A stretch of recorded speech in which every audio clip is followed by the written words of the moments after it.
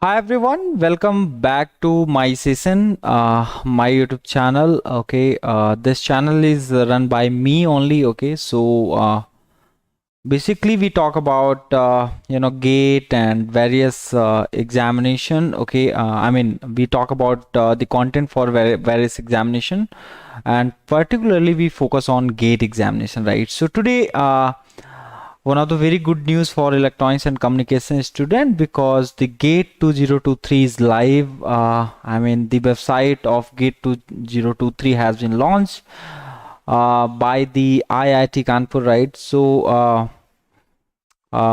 you know that I'm going to launch one PGP program for 4 subject, okay, which consists of around 48 marks, or you can say 50 marks out of 100 for gate 2023. So this course will be on electronic devices, okay, and analog circuit, communication system, and electromagnetics, right? So these are the subjects, okay, which we will be covering. Okay, so you might have seen the title here, the PGP for gate 2023, right? So this is PGP stands for personal guidance program. Okay, so you will be getting the benefits of these 4 subjects, because I have seen many aspirant, they struggle in analog circuit, right? They end up solving question, wasting a lot of time. Suppose any amplifier is given and they have to calculate small signal gain, or any kind of gain, right? So what they do there is they end up plotting, or sketching a small signal model, and then they end up solving questions, right? So they waste a lot of time. I have seen one of the question was there in gate 2012, right? And many people solve those questions in very conventional method, right? It's still you might have seen many educator, in fact they teach analog circuit, right? With the help of H parameters. I mean, they teach still H parameters, they solve questions using H parameter, right? Despite the information regarding H parameter is not mentioned in the question, you can get back and check around 10 year of questions, right? Question paper of gate 2023, I mean gate 20, any year I'm talking about for gate 2023, right? So what you have to do here is you have to get back and in the website and check the PYQs. Okay, you will not find any single question asked from the H parameter, right? So nowadays there are various methods by which you can get answer very quickly, right? So this session will be for EC people, right? So EC, okay, and these subjects are common for electrical as well, like analog circuits and electromagnetics, so they can learn. So for electrical, only analog circuit and EMT is applicable, right? And for EC, these 4 subjects are there, like EDC, analog, communication, and electromagnetics. So what will be the benefit of this from this program, right? How you're going to benefited, right? So what will happen here is that once you will join this program, so what I will do here is I will be sharing one Google link, okay, Google form link, right? I will create one Google form link. Okay, I'm not going to teach everything on YouTube channel. What I'm going to do here is, as the name of this program is the personal guidance program, right? So I will be putting one Google form link, okay, in the community post or in the description of this video, so where you can put your name and from which college you belong to, or in which college you are studying, and what is your target for gate 2023, right? So, and mail ID. So via mail ID only I'm gonna share all the information, right? So this yeah guys, this program is basically on personal guidance program, right? So you have to focus on these 4 subjects: the electronic devices, analog circuit, communication system, and electromagnetics, right? So basically, if we talk about the weightage of these 4 subjects, you will be asked for 45 to 50 marks, 45 to 50 marks, okay? is asked from these 4 subjects. Okay, so if you're going to skip these 4 subjects, you will not be below 100 rank. Okay, and if you're not going to get below 500 rank, in fact, or below 1000 rank, okay, and if you're not ending up with getting any IITs or top NITs, then you will be always in trouble. Okay, so what will happen is that if you're good at these 4 subjects, so certainly you will get good rank in GATE exam, right? So talking about EDC, what specific thing you're going to learn from this session? These sessions will be basically you would be able to learn how to draw the energy band diagram for any device. Okay, so the learning outcome will be here that how to draw the energy band diagram for any kind of devices. Okay, be it PN junction or bipolar junction transistor or MOS capacitor or MOSFET, right? And you will be also learning how to use Poisson equation to analyze PN junction. Okay, one-dimensional PN junction, right? So we will be using one-dimensional Poisson equation. Okay, and how to calculate electric field. Okay, for PN junction or for MOS capacitor, right?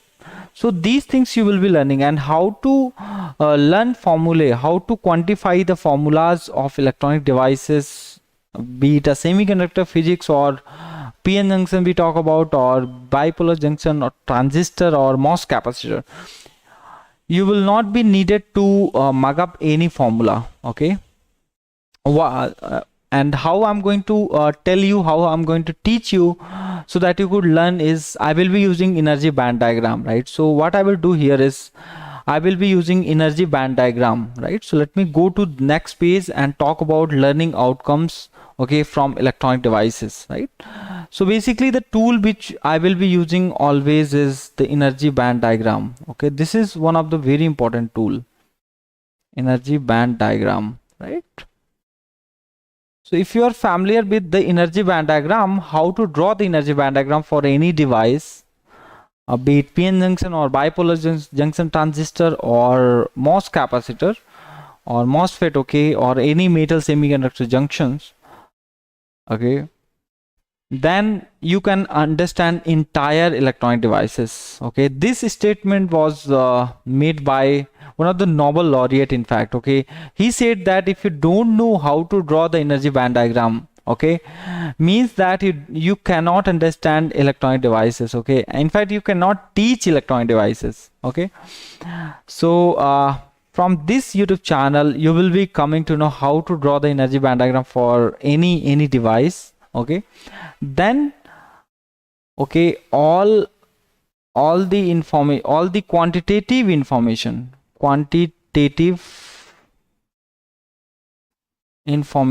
okay, we will extract from the EBD, energy band diagram, right? Okay, suppose if I talk about the energy band diagram for n-type semiconductor, right? So if I'm gonna take one intrinsic semiconductor and we are going to dope it with pentavalent impurity, so it will become n-type extrinsic semiconductor.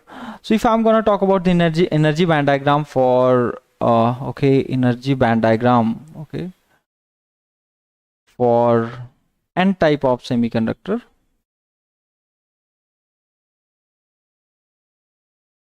what I'm going to do here is I will be taking, you know, the edge of the conduction band, and then I will be taking edge of the valence band. Then there will be one intrinsic level here, that is gonna be EI, you can say.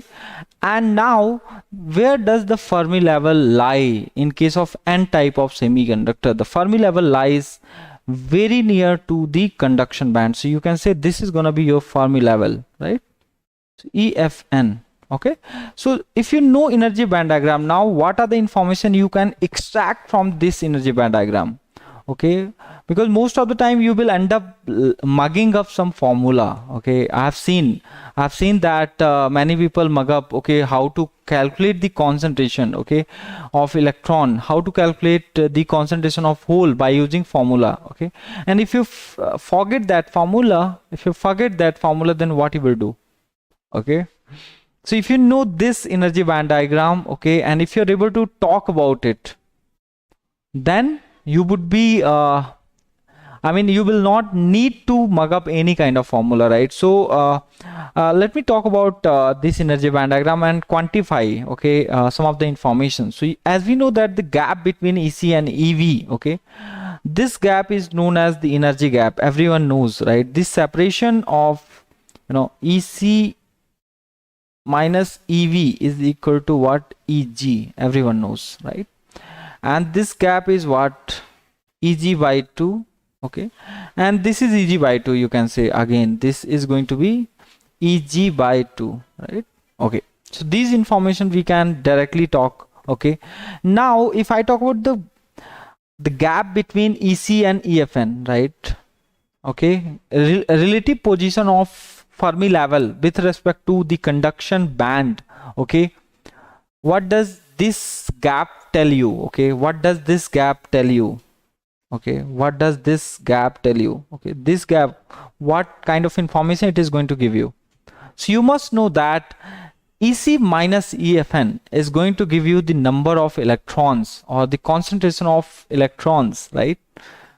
Concentration of electrons. Okay, so these information you must know.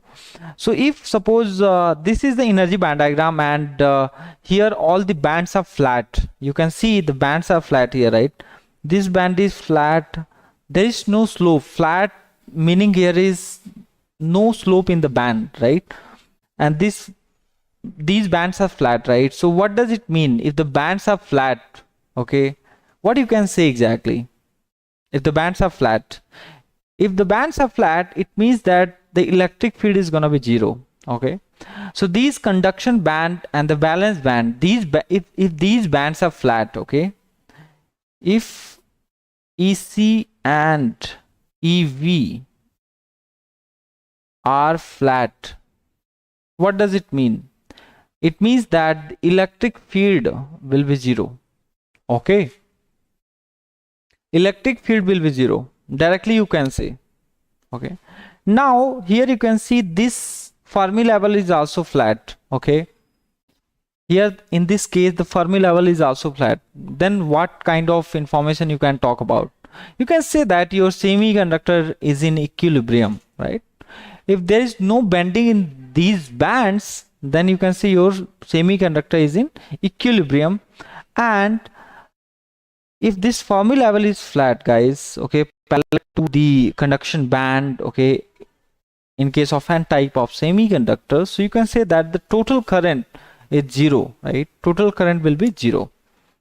So here you can say if Fermi level is constant, okay, Fermi level is constant, then what is the meaning of this?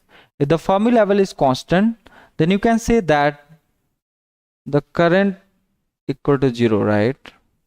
Total current is equal to 0. Okay, total current. So these are the information. How to read energy band diagram you must know, because nowadays in the gate examination what will happen over there is the question will be asked, right, based on energy band diagram.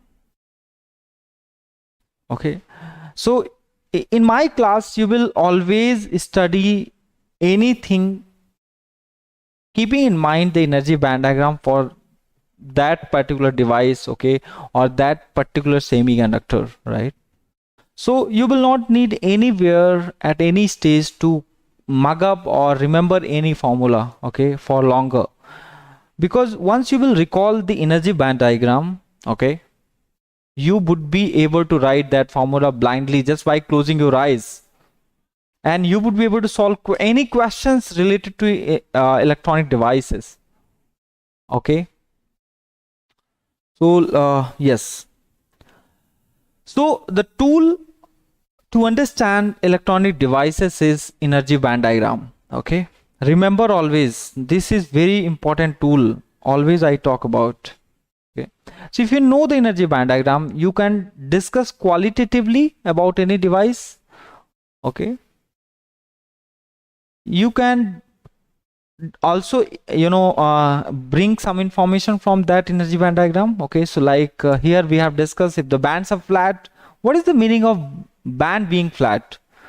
If the bands are flat, it means that the electric field is going to be zero. Okay, and if the Fermi level is constant, okay, if the Fermi level is constant, it means that it is constant throughout the semiconductor, or you can say it is constant throughout the device. It means that the current, the total current is going to be zero, right, in the semiconductor or in the device.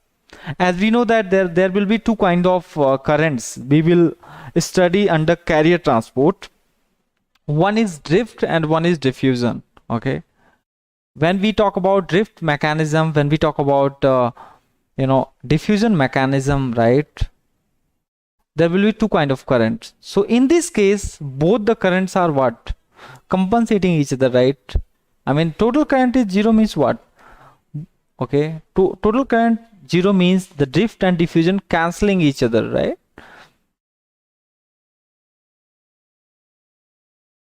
Okay, so remember these things. If the bands are flat, okay, if the bands are flat, it means that the current is zero. Okay, and your semiconductor is in equilibrium as well, right? And your semiconductor is uniformly doped as well, right? These information we can talk about. Okay, now suppose there is a suppose your Fermi level is not constant, right? So let me take one more example here. Well, this is your EC and this is your EV. Okay, and your Fermi level is like this. There is a slope in Fermi level, right? So this is going to be EFN, right? And this is your intrinsic Fermi level, EFI, you can say. Okay, now as you can see, the gap of EC and EFN here, and the gap of EC and EFN, okay, here the gap is smaller, a small gap. Here the gap is large. Okay, here the gap is large. What does it mean? Toward the left hand side, you will find that the concentration is more. Okay, here number of electron will be more, right? More number of electron will be there. Remember, more number of electrons. Okay, more electrons, less electrons. Compared to more electron, there will be less electrons, right? See, in fact, in gate 2022, one question was there. Okay, so remember all these things. Okay, so they have, what they have done over there is they have given the constant, I mean the gap between EC and EFN, and they have given some concentration. Again, they have changed the gap and they were asking about what will be the carrier concentration. Okay, so you must know that. Okay, see, now here this Fermi level is what, here you can see this Fermi level is not constant. Okay, there is a slope in Fermi level. Okay, Fermi level is not constant here in this case. Why it is happening? Because why it is happening? Because there is a high doping and there is a low doping. Means this band diagram belongs to non-uniformly doped semiconductor. Non-uniformly doped semiconductor. Okay, this energy band diagram belongs to non-uniformly doped semiconductor, right? So that's why there is a slope in the Fermi level. Okay, but still remember that this is these flats are these you can see here these bands are flat, right? These bands are flat. Okay, what does it mean? If the bands are flat, it means that the electric field is going to be zero, right? Remember always, this is very important point to be discussed. Okay, and this is what this there is a slope in the Fermi level. Okay, because of the high doping in at one side of the semiconductor bar. You can say, suppose this is a semiconductor bar and you're doping here more electrons. Okay, here more number of electron is there and here less number of electrons. So what will happen? There will be one important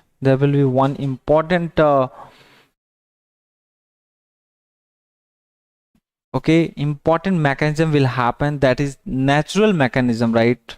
If one side of the semiconductor bar there is more electrons and one side of the semiconductor bar less electrons are there, then there will be what? The diffusion will happen. Okay, diffusion is a natural process. Okay, will happen from high concentration to the lower concentration.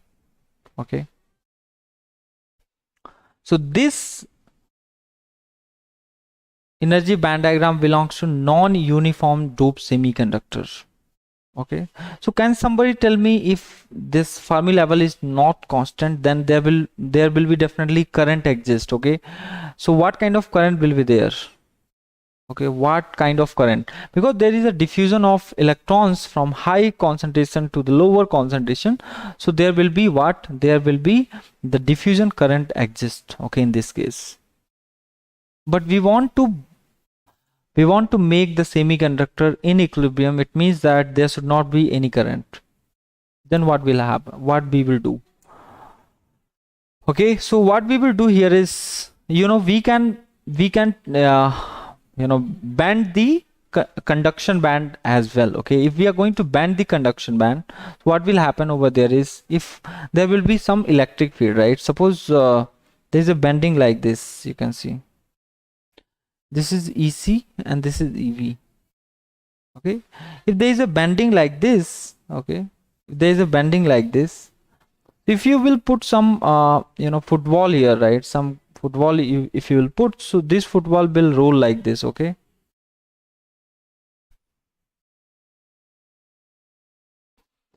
right? So what will happen here is that there will be an electric field. The built-in electric field will be there. Okay, if there is a band bending in the conduction band, so there will be what? The built-in electric field, and that built-in electric field will bring what?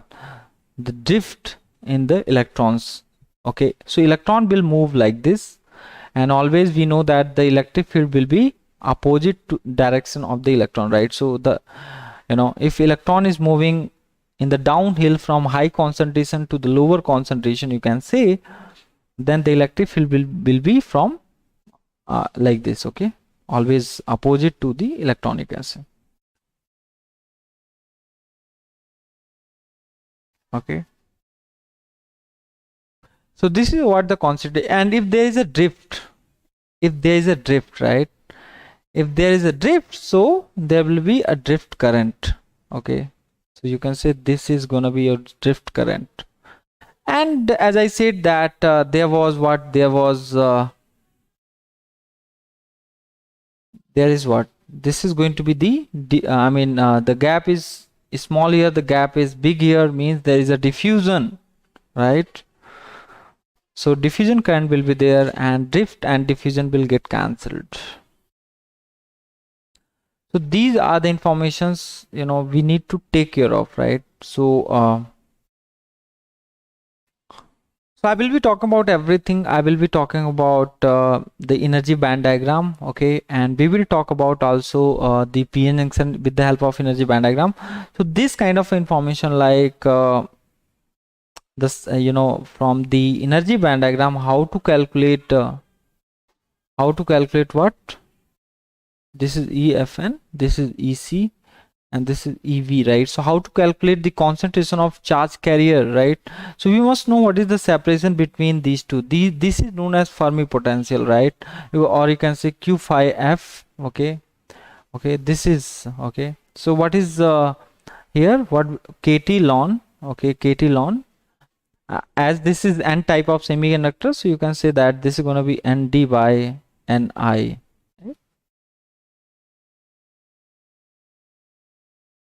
Okay, so if you, this is a separation EFN minus EFI. Okay, and this separation will be with respect to the effective density of a state, right? So we must know that there will be two important topic which you will be studying here, is that before you start talking about calculation of concentration, the first will be the Fermi Dirac distribution function, right? Fermi Dirac distribution function. Okay, so many people going to ask you that whether can you find the exact number of electrons with the help of Fermi Dirac distribution function. So your answer should be big no. Okay, Fermi Dirac distribution function only will be giving us what the probability that the electron can exist, okay, can exist above the Fermi level, right? The electron can exist here, right? I mean, okay, so there will be in order to find the probability of electron, whether the existence of electron is there or not in n type of semiconductor, we will use Fermi Dirac. And one more concept called density of states, okay, which is also known as DOS, density of state, right? So combining these two information will result what? The concentration of charge carrier, okay, be it you know, be it hole, concentration of hole or concentration of electron, right? So these information we'll talking, okay, because you must know that why we are studying what is the need of density of states. Okay, so you know, Fermi Dirac distribution will only tell you the probability, and if you will combine, multiply the Fermi Dirac distribution function and the density of a state and integrate it, so you will get the concentration of electron concentration or the hole concentration. So these are the information which you will be learning from this personal, you know, program. Okay, now let's talk about analog circuit.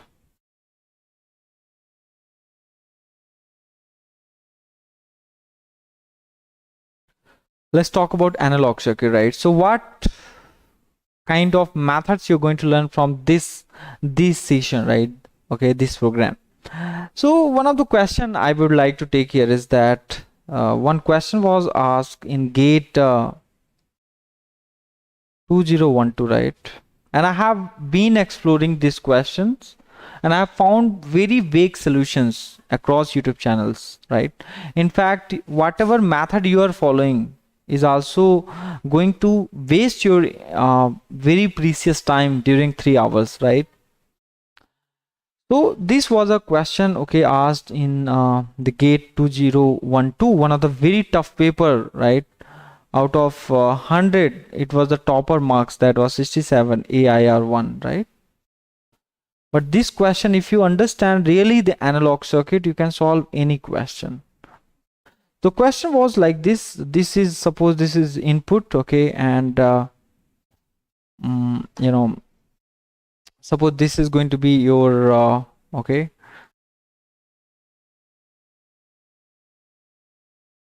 this was the question, I guess, yeah.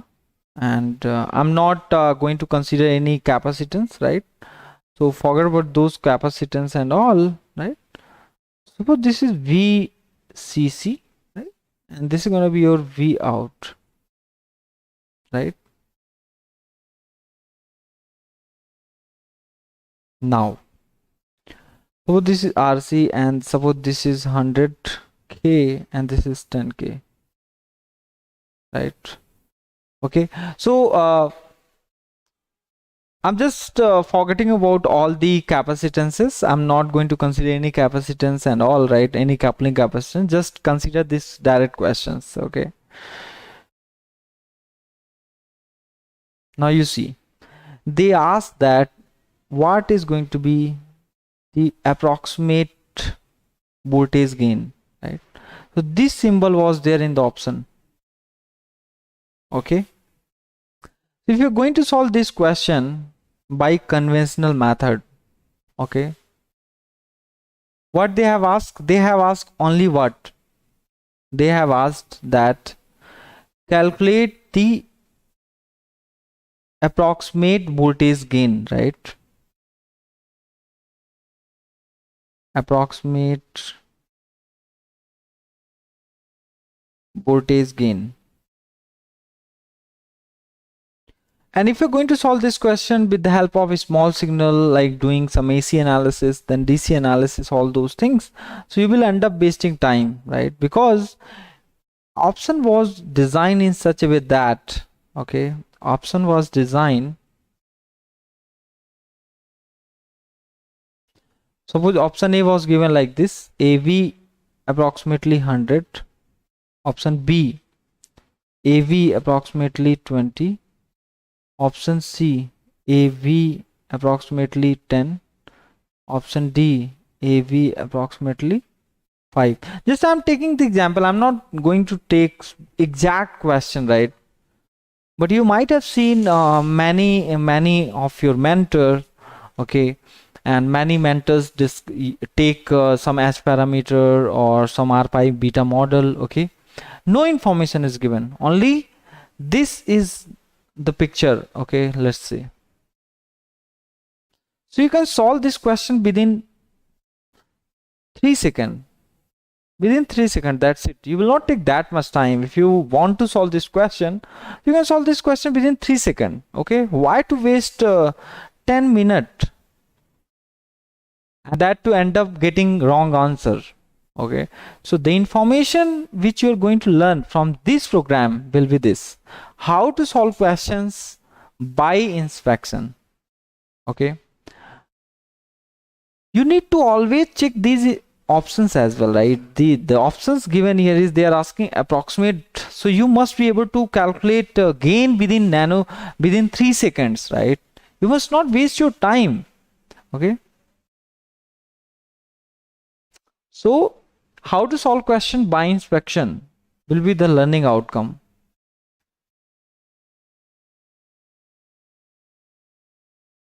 okay, by inspection.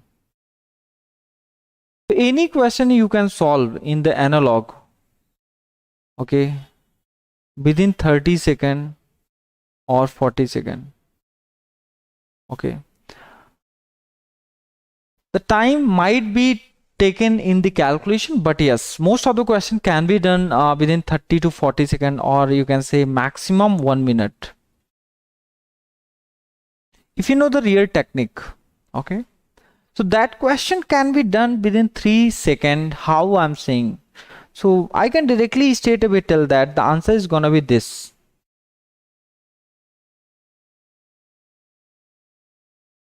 The answer will be 10. How? You may be thinking, right?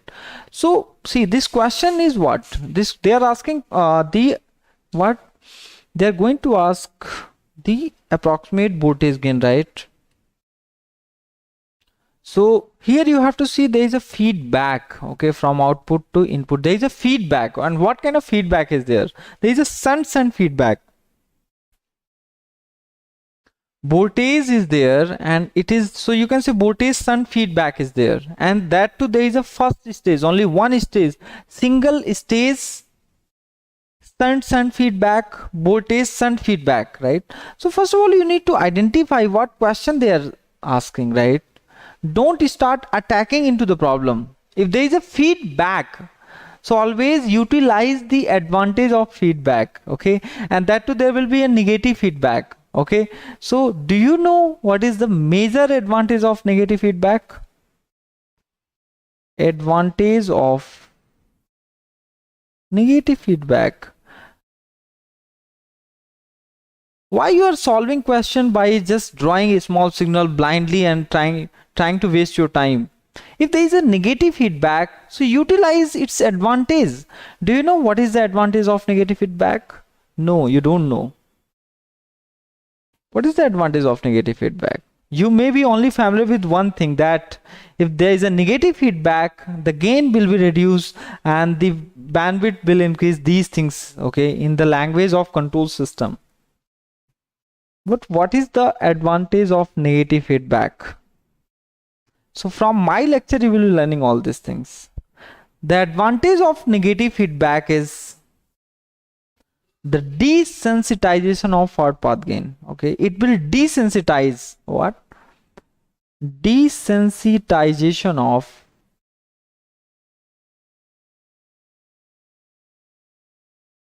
forward path gain. Okay, it will desensitize the basic amplifier. It will desensitize the forward path gain. It means that whenever any question will be given, okay, in single stage or two stage or three stage, whatever stages they will connect, and if there is a feedback, okay, if there is a feedback, always keep in mind while calculating the gain of, let's say, the small signal voltage gain, you have to forget about the amplifier first. I mean, you have to forget about that transistor, be it BJT or MOSFET or anything. Just like op-amp, okay? In case of op-amp, what you do? Whenever you're trying to calculate the gain, you always focus on the resistances connected around the op-amp, right? You don't take care of what is inside the op-amp, okay? What kind of circuitry is there inside the op-amp? You don't worry about that, right?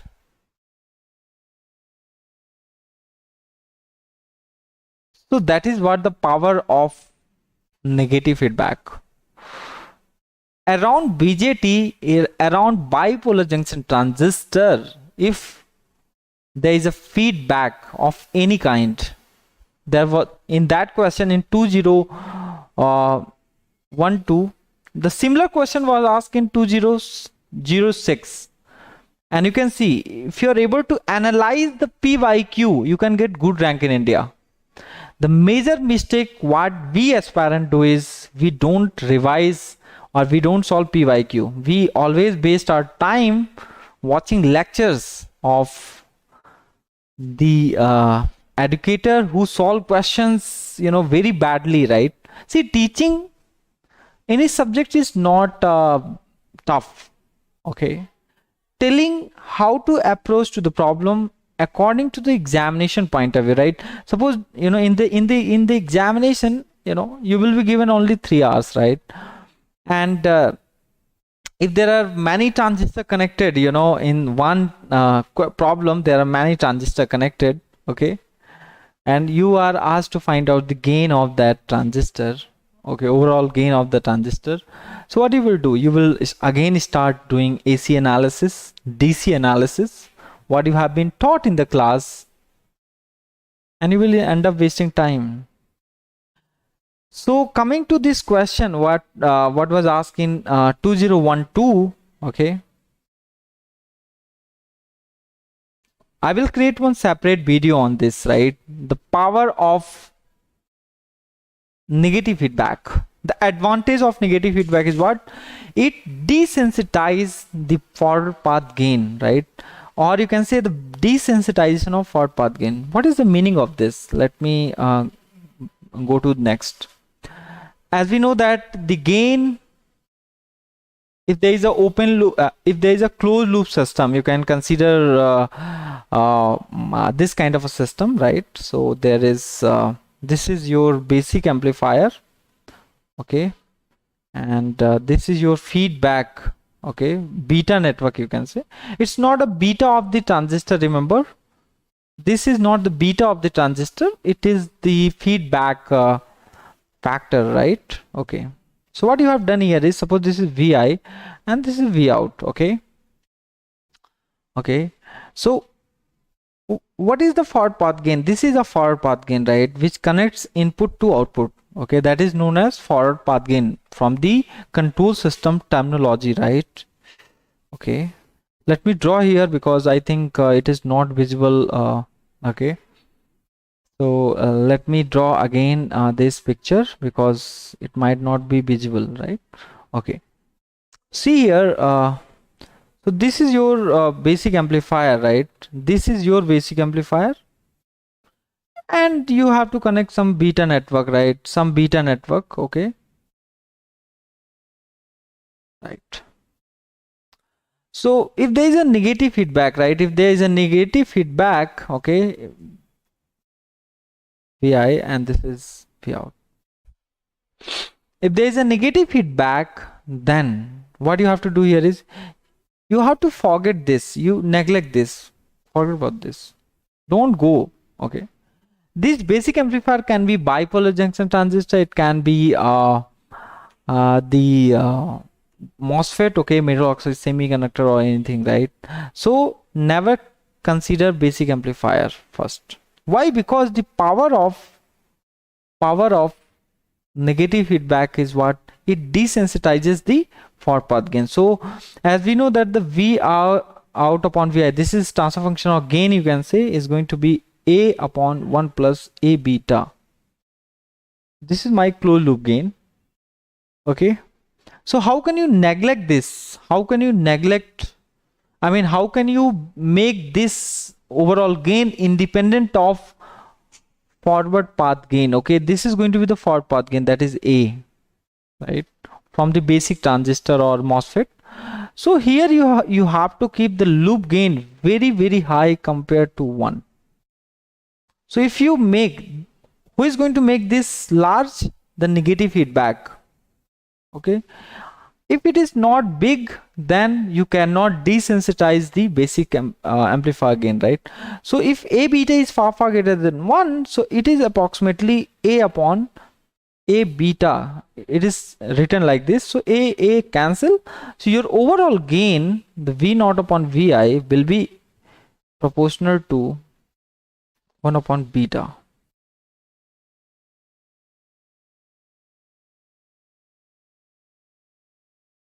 Understand?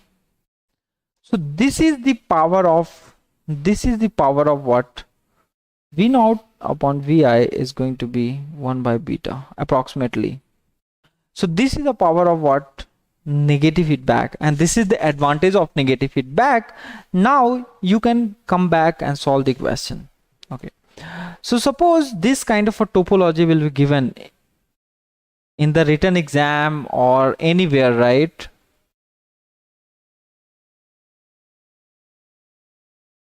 And this is V out, and this is, you know, you can say there is a Vi, and this is 10k, and this is 100k, okay? This is input here, and you have to find the what? You have to find what? You have to find the gain, like V out upon Vi magnitude, you can say. So what is going to be the gain here?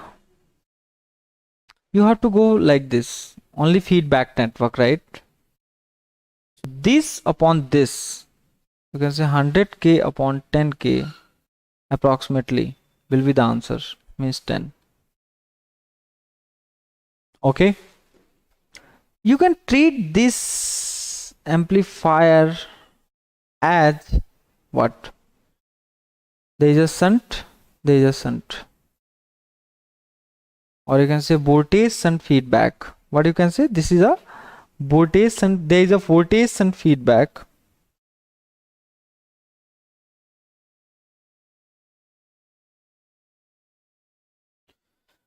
If there is a shunt feedback, what does it mean? What kind of amplifier is this? It is a current controlled voltage source amplifier. So there is a shunt means low resistance. So you can treat this amplifier as what? The current control voltage source amplifier. And we know that using op-amp, how can we model, how can we draw the current control voltage source amplifier, right? So whatever the transfer function, whatever the gain you calculate for the for current control voltage source using op-amp, the same, or you can say whatever gain you calculate for inverting amplifier, right? Inverting amplifier. Okay, this is inverting amplifier, looks like this. This is gonna be ground, and this will be the,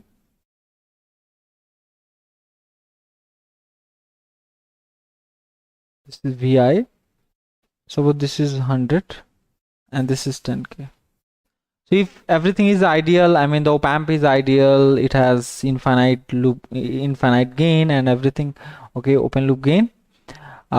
So there will be, you know, the virtuous or ground concept. Okay, so the answer V out upon Vi is going to be minus 100k upon 10k. So it will be 10. Okay, in case I can draw again. So here this is your basic amplifier. Okay, basic amplifier, and this is your feedback network, right? No problem, feedback network. So as there is a negative feedback, so we have to forget what? We have to forget this guy, right? In the same manner, if in the BJT it will happen, see, if there is a feedback, this is 100k and this is 10k and this is Vi. Okay, suppose you have to find the overall gain, the magnitude of overall gain, that is AV. So consider the way you have done for inverting stage, right? Forget about this guy. You can consider there is a short. Okay, so it is directly connected to ground, so you can say this is 0 volt. Okay, from the virtual ground concept, and take the ratio of this two, so you will get 10. Okay, this is how we use the negative feedback. You know how powerful your negative feedback is, right? So never ever use the small signal model and draw the small signal model whenever they are asking questions in approximation format. I mean, in analog circuit, many things be approximate. Okay, we need not to solve everything, you know, to the very close answer, because they will not ask in gate examination, in gate or any written examination such as Texas Instrument, anywhere you go, they will not ask you exact solution, right? They always ask very close to the answer, I mean very close to okay, which answer is gonna be correct. Okay, there are many interesting things which I will be discussing, okay, in my personal, okay, guidance program. Okay, so keep in mind, never draw the small signal model. See, knowing how to draw the energy band diagram, knowing how to draw the small signal is very important, but whenever in the gate examination question will be there, so needless to draw. Okay, you must know how to find the gain by inspection. Okay, right, so this is what I wanted to discuss. And now coming to communication system. So what you're going to learn from communication system? What you're going to learn from communication system? Yes, so let me check the you know, the comment as well, if someone is going to comment, right? So what you're going to learn from communication system? See, many of you feel, you always feel easy where if there is a topic called amplitude modulation, right? But let me tell you guys, no questions are being asked from amplitude modulation, right? This is a basic thing you must know. Prior to that, you must know signal and system. So I will be teaching this also. So there is a combo. If you will come for communication systems, you will get free signal and system. Okay, so the question will be asked from FM.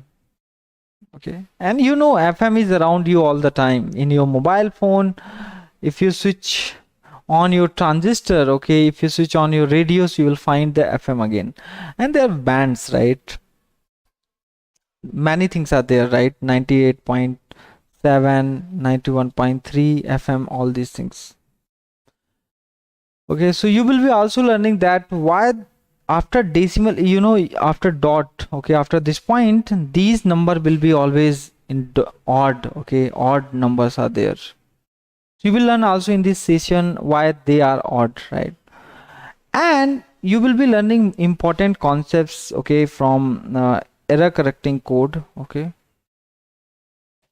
error correcting code, because this is a new topic and the many questions will be asked, right? In fact, from last 2 to 3 year question, you know, whatever question has been asked, they are very good questions, right? Okay, so in error correcting code, many things you will learn. Okay, how to find the generator matrix, okay, how to find the Hamming distance, how to find the Hamming weight, what is linear code, what is block code, all those things. Okay, what is modulo 2 techniques, all these things, right? So, and you will also learn information coding, and okay, so coding will be taught here only, right? So information theory.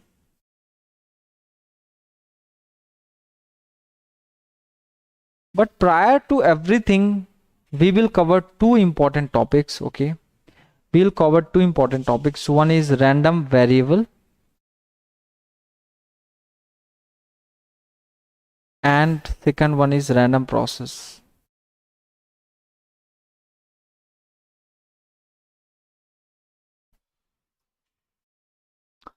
Random variable and random process. So nowadays, whatever questions are being asked from communication system is so from these topics. And if you don't know random variable, random process, if you cannot understand these topics, so you cannot understand simply the information theory.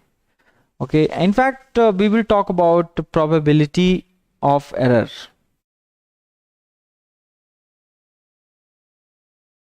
And first of all, we will come to know why error is occurring, right? If you are sending some masses, okay, so why there will be some error? What is the reason behind that? So these are the common thing which communication system, I mean, you can expect from communication system. So again, in entire communication system, right? In entire communication system, only two resources we will be talking. Only two resources. Always we will be talking. One is the bandwidth and second will be the power. That's it. So these are the two basic resources of communication engineering, where you know communication engineers die, okay, for this, right? They can do anything. So in amplitude modulations, or you can say in analog modulation or analog communication system, you know, we will talk about bandwidth, okay, and the name for the bandwidth in case of digital communication will be bit rate, okay, and the concept called baud rate and bit rate will be there, right? The power will be, okay, the name of the power will be same, right? So for different modulation strategy, for different modulation technique, we will be talking about bandwidth and the power, bandwidth and the power, bandwidth and the power. And one of the very important figure of merit we will discuss is the probability of error. Okay, so from here you can expect questions. Okay, there will be different kind of modulation schemes. So under under analog communication, we will study about amplitude modulation. So there will be many types of modulation. Okay, because in amplitude modulation, your amplitude modulation will be power hungry as well as bandwidth hungry, right? So your amplitude modulation will be consuming a lot of power and the bandwidth, okay, problem, right? So how can you solve the any problem, okay, with the help okay, how can you solve this problem, right? Because you are going to use amplitude modulation. So in amplitude modulation, this modulation technique eats hell lot of power, eats hell lot of bandwidth, okay. So how can you rectify, okay? So you will have to trade between the two, okay. So what we are going to do here is we'll go for DSB-SC. Okay, double sideband suppressed carrier, right? See here, the carrier will be there, extra carrier will be added, so that is going to be you know, making the modulation scheme very hungry, and power and the bandwidth will be also twice FM. But in this case, in case of double sideband suppressed carrier, here the power will be less. Okay, power, okay, waste will be less, right? The efficiency will increase, but the bandwidth, again, these guys are again bandwidth hungry. But what we want here is, we want any modulation scheme should consume less power, as well as should waste less power, as well as use less bandwidth. Okay, so again we'll have to go for some other modulation scheme, right? So we'll have to suppress some other band, that is SSB-SC, single sideband suppressed carrier. Here minimum bandwidth and minimum power. So this is how we are going to use, this is how we are going to talk. Okay, okay, so and we will be mainly solving questions, right? So the question will be taken from Process mainly, right? Process, because sometimes in the main exam, in the gate exam, questions are taken from Process directly, right? So Process will be the main, I will be giving you the solution for Process. Okay, and we will be talking about how to calculate probability of error as well, right? So please. And last but not the least, one subject is there, that is electromagnetic field theory. So here what I'm supposed to do here is, I will be using Hayat book, and I will teach you. I will make you realize how to study electromagnetics, and you can solve any problem despite you don't know anything. But you should be good at maths. In fact, in the beginning, I will be I will be teaching what the basics of vector calculus and everything, right? So that will prepare a basis, to understand entire electromagnetics, and I will make you realize, okay, everything. So with this, I will close here, right? I'm not going to talk about much regarding electromagnetics. Okay, so here you can see this was the motivation. So don't waste time, guys. Join early. Okay, only 50 students, or you can say or 100 students will be benefited from this program, right?